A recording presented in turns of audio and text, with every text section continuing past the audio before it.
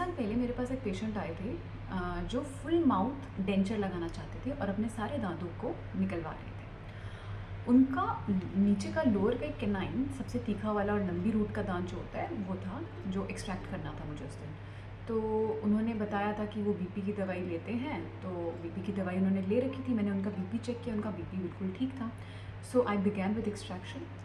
मैंने दांत निकालने की कोशिश की तो वो थोड़ा फॉर्म था, इसलिए मुझे थोड़ी सी बोन में स्पेस बनानी पड़ी, थोड़ी कटिंग करके उस दांत को निकालना पड़ा।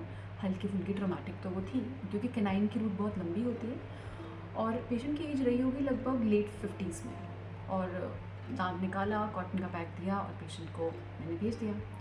2-3 घंटे के बाद पेशेंट की वाइफ की कॉल आई कि दांत निकलवा के आए थे लेकिन इनका ना खून नहीं रुक रहा है। तो मैंने बोला एक बार आप चेक करवा लीजिए। तो वो जब चेक कराने आए तो ब्लीडिंग नहीं हो रही थी, ब्लड का पूरा पूल भरा पड़ा था मुँह में। और फिर मैंने उनसे पूछा कि क्या आप सिर्फ बीपी की दवाई लेते हैं, कोई और दवाई भी लेते हो?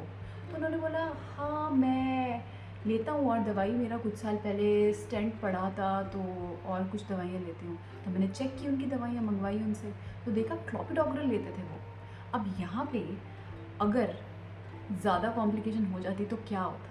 पेशेंट ने ढंग से बताया नहीं और कॉम्प्लिकेशन पेशेंट के लेवल पे ही हुई है, तो ये बहुत ही खतरनाक साबित हो सकता है टाइम्स। लेकिन मैंने उस टाइम पे उस सिचुएशन को कंट्रोल कैसे किया? सबसे पहले सूचर दिया, टाँका लगाया सुन करने के बाद, और वहाँ पे हीमोस्टैट लगाया जिसकी वजह से ब्लीडिंग रुक गई। लेकिन सिर्फ सूचर लगाने के बाद भी ब्लीडिंग कंट्रोल नहीं हो रही थी, हीमोस्टैट लगाने के बाद थोड़ा सा कंट्रोल हुई।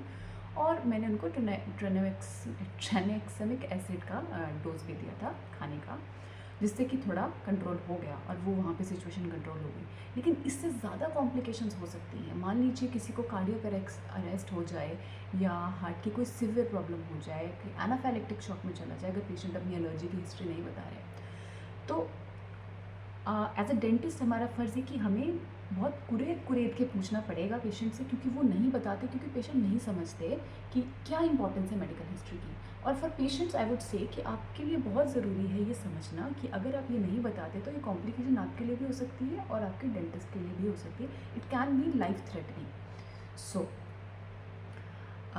the moral of the story is medical history is very important and we should always try to take it, if not simply, then we have to ask questions in a way that patient easily answers that, because अगर कभी complication हुई तो बहुत ज़्यादा complicated हो जाएगा वो। Thanks for watching.